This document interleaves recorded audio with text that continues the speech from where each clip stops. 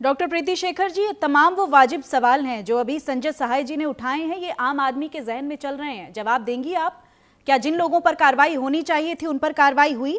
MLC हुई इस पूरे मामले में? बताइए जरा मुझे। देखिए, बिहार सरकार के इंटेंशन पर कोई शक नहीं कर सकता। अगर ऐसा ही होता, सरकार यदि ऐसे बातों का ख्याल नहीं रखती, तो मुजफ्फरपुर बालिका हत्याकांड में सिर्फ एसआईटी गठित नहीं हुई, बल्कि इस केस को सीबीआई को सौंपकर जो मुख्य आरोपी है ब्रजेश पाठक, उसके समेत 18 लोगों को आरोपित बना करके चार्जशीट करके उनको सजा दिलाई गई। यानी कि हमारी सरकार जब ऐसा कोई भी अन्याय होता है, हमारी बेटी के साथ एसआईटी गठित करती है, उसको पूर्ण न्याय दिलाने का कार्य अरे तो होता क्यों है डॉक्टर प्रीति शेखर जी? होता क्यों है? आप हालात ऐसे क्यों पैदा करते हैं? आप एडमिनिस्ट्रेशन को टाइट क्यों नहीं करते हैं? होने के बाद क्या होता है वो एक अलग चीज है, लेकिन आप होने क्यों देते हैं? आप तो जीरो टॉलरेंस की बात करते हैं, लेकिन यहाँ जीरो एक्शन दिखता है। क्या बात करती हैं आप? सोनल जी, आप एक विदुषी एंकर हैं, लेकिन होता क्यों है? अब भाई भाई को मर्डर कर रहा है। अब आप पूछिए कि होता क्यों है, इसका जवाब तो हम भी नहीं दे सकते और आप भी भाई भाई का मर्डर कर रहा है, लेकिन हॉस्टल में घुसकर बालिका से दुष्कर्म होता है, 3 दिन तक इन्वेस्टिगेशन नहीं होती है, पूरा का पूरा एडमिनिस्ट्रेशन मुंह बधिर बनकर देखता रहता है, और आप लोग एक्शन के नाम पर कहते हैं कुछ नहीं हुआ। जेल की सलाखों के पीछे होंगे, ये सरकार का काम है और सरकार इस काम पर वो पूरी मुस्तैदी से काम कर रही है। चाहे नीट छात्रा का मामला हो, चाहे कोई अन्य कार्य हो, अन्य कोई अपराध हो, जो अपराधी हैं वो जेल की सलाखों के पीछे होंगे, ये हमारी सरकार तय कर रही है। और जो हमारे राजद के प्रवक्ता कह रहे थे, यही करते रहिए, अपराधियों को जेल की सलाखों के पीछे ले जाते रहिए। आप बेटियों की सुरक्षा पर आप टाइट नहीं होते, वहां आप नहीं उस पर एक्शन लेते। जांच के परिणाम तय होगा क्या सोनल जी? पहले जांच होगी, भले ही समय लगे, लेकिन दूध का दूध, पानी समय तो इतना लगे कि 3-3 दिन तक जांच ही ना हो, 3-3 दिन तक केस को ही दबा दिया जाए, समय तो इतना लगे डॉक्टर प्रीति शेखर जी। तो हम एक दिन में सब चीज तय कर सकते हैं क्या? ये तो अनुसंधान। डॉक्टर झूठ बोलते रहे आपके। 1 हॉस्पिटल, 2 हॉस्पिटल, तीसरा हॉस्पिटल, वहां जाकर कोई जूनियर डॉक्टर उनके पेरेंट्स को बताता है कि आपकी बच्ची के साथ दुष्कर्म हुआ। ये तो आपका हेल्थ डिपार्टमेंट है। पुलिसिंग की जो प्रक्रिया है वो डिबेट में बैठकर तय नहीं होगी, वो उनका मुझे चाहिए भी नहीं, मुझे चाहिए भी नहीं, लेकिन मैं ऐसे मुद्दों पर डिबेट नहीं करना चाहती। मैं एक बेटी होने के नाते तकलीफ में हूँ। आगे बढ़ा जाएगा, आगे बढ़कर पीछे नहीं हटा जाएगा। हमारी सरकार फूक फूक कर कदम रख रही है और एक एक चीजों का पर्दाफाश कर रही है, और जो भी दोषी हो उस पर कार्रवाई हो रही है। तो इसमें तो थोड़ा वक्त देना चाहिए, वो वक्त दीजिए, और मुझे लगता है कि सरकार न्याय करेगी और उस पीड़ित हमारी बहन के पूरे परिवार को न्याय मिलेगा। महिला आयोग कहाँ है आपका डॉक्टर प्रीति शेखर? आपका महिला आयोग कहाँ है? अगर यही घटना कहीं और घटी होती तो महिला आयोग तुरंत एक्शन में आ जाता, लेकिन कहाँ है आपका महिला आयोग इस केस में? आपको जानकारी नहीं है सोनल जी, एक मिनट, शायद आपको जानकारी नहीं कि महिला आयोग ने पुलिस अधिकारी को नोटिस भेजकर बुलाया है, उनसे पूरे पटना में चलने वाले, संचालित होने वाले गर्ल्स हॉस्टल की सूची मांगी है। सिक्योरिटी ड्राफ्ट है आपके पास डॉक्टर प्रीति शेखर? आगे की कार्रवाई की जा सके सोनल। कोई सिक्योरिटी ड्राफ्ट है आपके पास? जो हॉस्टल्स हैं उनकी सिक्योरिटी का कोई ड्राफ्ट है क्या आपके पास? बिल्कुल। लगातार नेता आपके ऊपर आरोप लगा रहे हैं। महिला आयोग ने कुछ नहीं किया।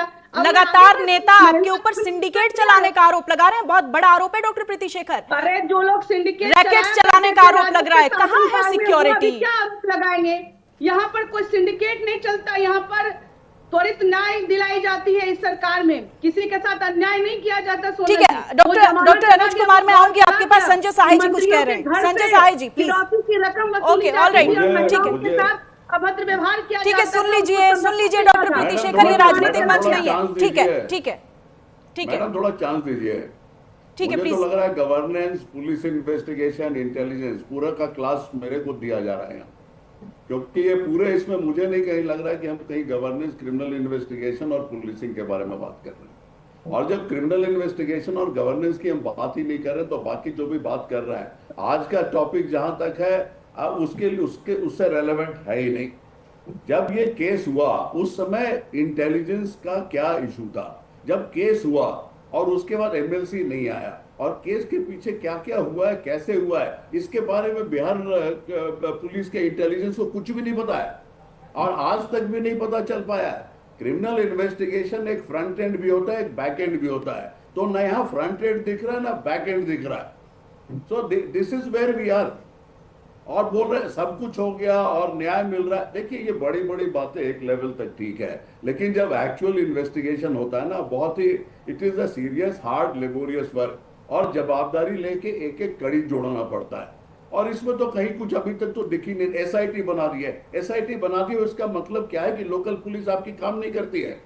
एक बार किसी मीटिंग में मैं पहले ये भी बोला था कि हर एक बार जब सीआरपीएफ और पैरामिलिट्री आती है इलेक्शन के लिए, तो लोकल पुलिस के इलेक्शन नहीं चला सकती है। क्या हम मान लिए तो लोकल पुलिस कोई भी इंपॉर्टेंट इन्वेस्टिगेशन नहीं कर सकती है। जी डॉक्टर अनुज कुमार तरुण। ये भी बीजेपी प्रवक्ता को मैं सुन रहा था, आप खुद देखिए। इसके पहले एक उदाहरण बताता हूँ, हमारी टिप्पणी नहीं है, सीबीआई की रिपोर्ट में एक चीज आया है कि मुजफ्फरपुर बालिका गृह में बलात्कार की घटना थी और उसे है जो कि औरंगाबाद है जो कि शिफ्ट कर दिया गया। वहां भी उस बच्ची के साथ है जो कि अनुपीड़न हुआ, बलात्कार हुए, जो भी। तो उसमें उस रिपोर्ट क्या है, उसमें है कि जो एनजीओ है और जो यहाँ इनके सरकार में जो संबंधित अधिकारी हैं, सबका साठगांठ है। ये किस मुंह से कह रहे हैं कि हम है जो कि अपराधियों को पीछा नहीं छोड़ते हैं, उनको तुरंत अरेस्ट कर लेते हैं। बात ये नहीं है, क्योंकि अगर जनता की आवाज आएगी, विरोध की आवाज आएगी, हम आवाज उठाएंगे, मीडिया आवाज उठाएगा, तो आपको तो करना ही है कार्रवाई। कोई नई बात नहीं है कि आप कार्रवाई से बच जाएंगे आप। लेकिन आप एक चीज बताइए, इस तरह की घटना क्यों घट रही है? आप पुलिस का भय क्यों नहीं है, प्रशासन का भय क्यों नहीं है, और जो लोग इस तरह की घटना को अंजाम दे रहे हैं उनको कानूनी भय क्यों नहीं? सवाल ये है, क्योंकि इस सरकार में उनको संरक्षण प्राप्त है। बेसिक सवाल यह है, अगर आप सजा दे देंगे, क्या जिस बच्ची की अस्मिता लूट ली गई उसकी वापस आएगी?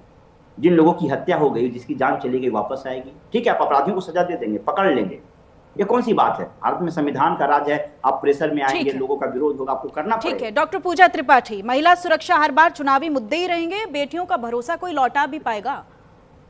बिल्कुल, ये वही सरकार है जो बहुत हुआ नारी पर अत्याचार। अब की बार मोदी सरकार पूरा लाजे गाजे लाओ लश्कर, बाजे गाजे लाओ लश्कर के साथ इन्होंने बेटी बचाओ बेटी पढ़ाओ शुरू किया था। और हकीकत यह है कि इन्हीं की सरकार में, और इनके ट्रिपल इंजन की सरकार है, केंद्र में भी सरकार है, राज्य में भी सरकार है। और राज्य में 2018 से 2022 के बीच 16.3% की बढ़ोतरी हुई है। ये सरकारी आंकड़े कह रहे हैं। मैं भाजपा प्रवक्ता को बता दूं, पुलिसिंग डिबेट में तय नहीं होगी, पर यह जरूर तय होगा डिबेट में कि जिम्मेदारी किसकी है। अगर आज डिबेट में, अगर आज सरकार जनता न्याय नहीं मांगती, अगर आज डिबेट में बढ़ चढ़कर ये मुद्दा नहीं उठाया जाता, तो कार्तिकेय शर्मा पटना एसएसपी तो इसे आत्महत्या करार दिए थे। उसके बाद पटना सिटी एसपी ईस्ट जो परिचय कुमार है, उन्होंने तो इसे मेरे भाई के साथ रिश्ते की बात कर दी थी। तो आज जब हम आवाज उठाएंगे तब एसआईटी बनेगी, और एसआईटी का भी कोई काम नहीं हो रहा है। और आज जब आवाज उठाए तब सुप्रीम कोर्ट ने उन्नाव के विक्टिम के एक्यूज को, कुलदीप सेंगर को बेल कर दी। तो आवाज उठाई जाएगी डिबेट में, क्योंकि आप लोगों के बस की महिला सुरक्षा की नहीं है।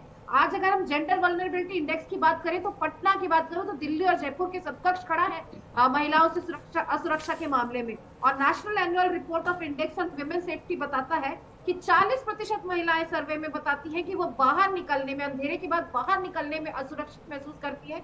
ये वही प्रदेश है जहाँ पे अमित शाह जी बोले थे, एनसीआरबी के आंकड़े कहते हैं भारत में हर 16 मिनट में एक रेप हो रहा है।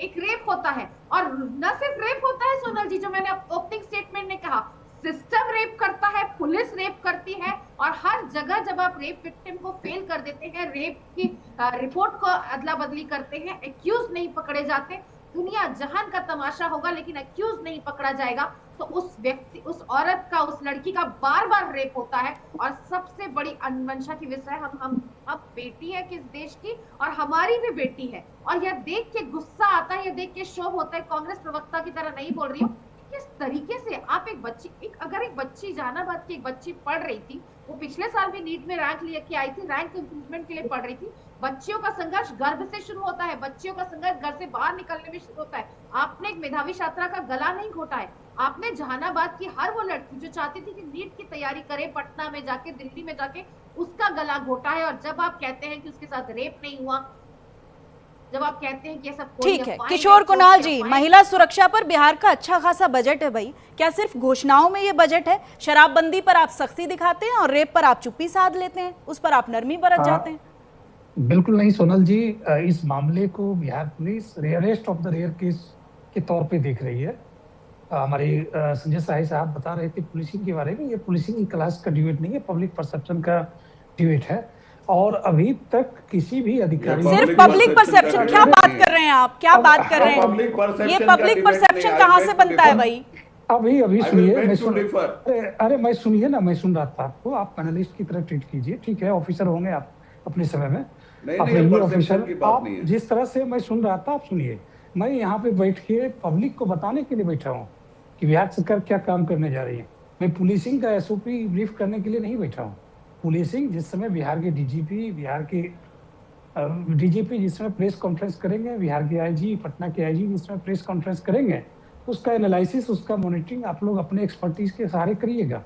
आप जरूर करिएगा, देश तो प्रदेश की जनता करेगी। लेकिन किशोर कुणाल जी, बिहार क्या की आप जनता मानते को- हैं कि एक सिस्टमेटिक फेलियर है? नहीं, देखिए एक क्या इंसिडेंट ये है, एक बहुत ही- सिस्टमेटिक फेलियर है, हाँ या ना? देखिए ये बहुत बड़ा दुर्भाग्यपूर्ण इंसिडेंट है। इस इंसिडेंट में हम परिवार के साथ संवेदना जाहिर करते हैं और हम मानते हैं और जानते हैं कि बिहार लेकिन आप सरकार, ये नहीं बिहार मानेंगे पुलिस- कि सिस्टम में लापरवाही है, नहीं, देखिए, सिस्टम ने ये कोताही जब तक- बरती है, आप ये नहीं देखिए, कहेंगे? जब तक जांच कंप्लीट नहीं होता है, जब तक चीजें कंप्लीट नहीं होती है, किसी को फेल मान लेना भी उसके साथ अन्याय करने जैसी बात होती एफएसएल है। रिपोर्ट झूठी तो है क्या? पुलिसिंग- एफएसएल नहीं, रिपोर्ट बिल्कुल झूठ बोल नहीं रही है? झूठी पोस्टमार्टम बिल्कुल रिपोर्ट नहीं झूठी है क्या?